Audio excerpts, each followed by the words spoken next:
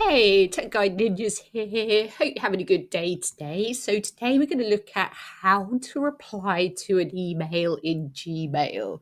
So this is a beginner tutorial. If you're new to Gmail, you can follow along. So all you need to do is open up your account. Then we're going to find the email that we want to reply to. So let's say I want to reply to this one.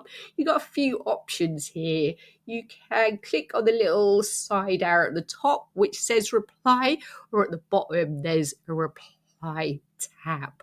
So I'm going to click on that one, and then a new email will pop up, and then you can write in your text.